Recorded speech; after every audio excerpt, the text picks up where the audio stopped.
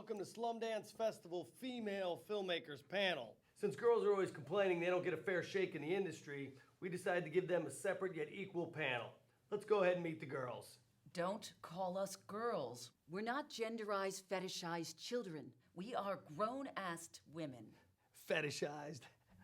So, sweetheart, tell me about your little project. Well, my name is Kitty, and my project is called Working It. It's the story of a young ingenue who hustles up to the top of that ladder to break the glass ceiling. I'd watch you climb a ladder any day. So, Ms. Turi Person, dying to hear what your film's about. BLTG is a documentary about how the world sandwiches alternative sexual and gender identities into one category, creating a non-distinct group, making discrimination even easier. You don't need to make a film. You're here and you're definitely queer. Next! Hi, I'm Rosemary, and I'm so excited to be here. Praise Jesus. The Wild Wild Midwest is a period piece, and it's about this young virginal farmer's daughter who gets kidnapped by a puritanical cult while waiting in Omaha for those Oriental laborers to finish the last stretch of the Continental Railway. Did you say Oriental? They're not rugs. They were mainly Chinese. And you are? I'm Cindy. I'm Chinese American. Sunyi? No, Cindy. Sinyi. Cindy!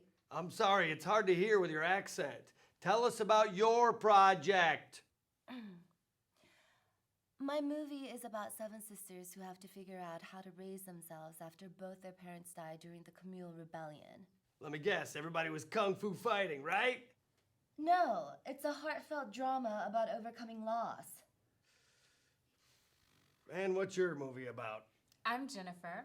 My film's a comedy about a family that comes together to take over their grandfather's car lot after he passes away.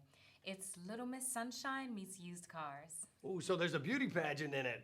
Excuse me? Some of your questions are a little sexist. Well, there you have it, folks. We're in luck. We have 2 man-hating feminists on the panel today. So, Kitty, why don't you tell us about how you, as a girl, were able to make your little project? Well, since Hollywood is a boys' club, I have a strategy. I pretend to be all wide-eyed and innocent and really interested in some rich, boring jackass until he funds my movie. I'd put my funding in your movie any day. So inappropriate. Isn't this a film panel? What about you, Rosemary? Who'd you sleep with to get your film made? Hey, you skipped me? Yeah, we don't want to know who you slept with. Oh, I've never slept with anyone but my husband. He's the one that allowed me to make my film, and he paid for it. We proudly practice domestic Christian discipline. What's domestic Christian discipline? It's when the husband has complete authority over his wife, and if she gets out of hand, he puts her back in her place. Kinky, I like it. You're saying he beats you in the name of the Lord?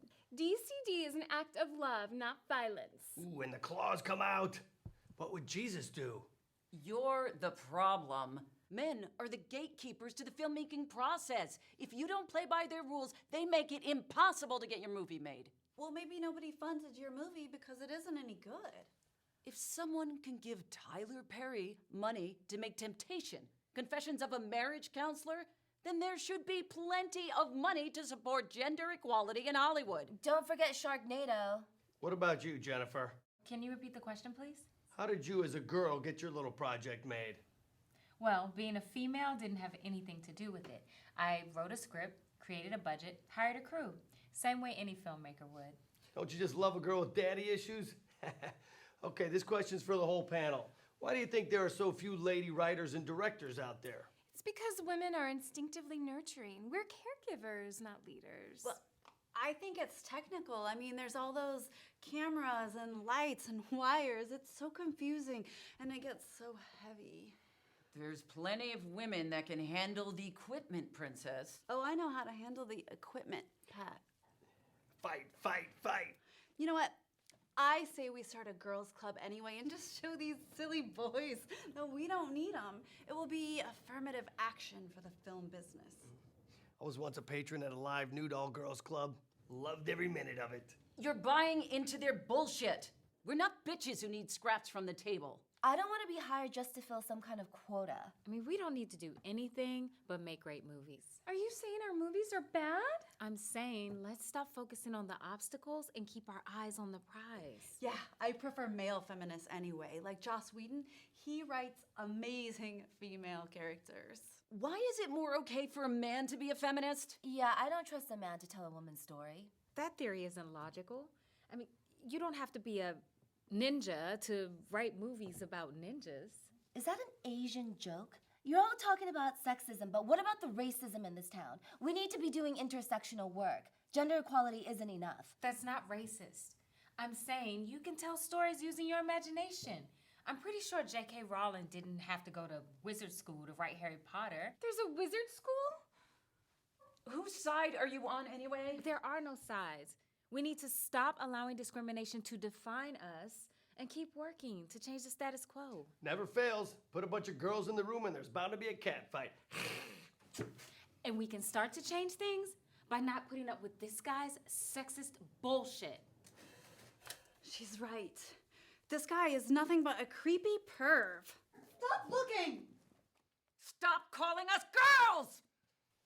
You're not God-fearing enough to give any good Christian woman a spanking. Domo arigato, Mr. Roboto. Sweetheart, I'm pretty sure that's Japanese. It's a stick song, asshole. I only did this because my agent said there'd be nudity. Did you get a load of Kitty's tits? Those babies were perfect. What the fuck? They were perfect.